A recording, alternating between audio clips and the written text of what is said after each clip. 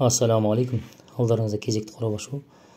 Бүгін бізде үлкен габаритті, үлкен зат.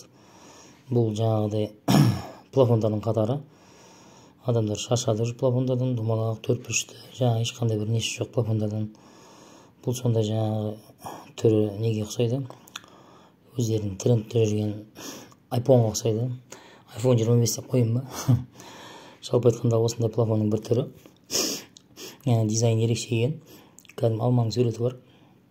Ішінде светодиодный ленталары бар. Өзі видеода көріп отқаныңыздай қазір мен орналастырып отқан жайым. Қазір көрсетеміз қалай жанатындығын. Одан кейін бар векторлы жаңағы немен жанады. Ақ түсті және сары түсті болып, әрі жаңағы батырманы басып өсірген сайын арада өзгеріп тұра береді.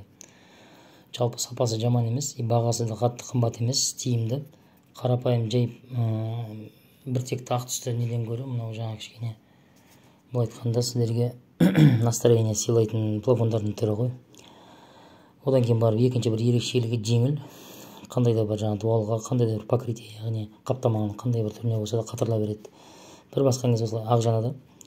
Одан кейін бір өшіріп қайтадан басатын болсаңыз, не қылады, сары жанады. Камера толық аламайды. Ақтың қатты жанатын түрі бар, ақтың жай жанатын түрі бар да. Тура сол сияқты қазір анықтау көрінеді. Міне сары сарғыштау жануы, мынау ақшылдау жануы. Жалпы айтқанда осындай керемет бір дүние. Егер қызықты болып отса, өздеріңіз бір пікірлеріңіз қалдырып кетіңіздер.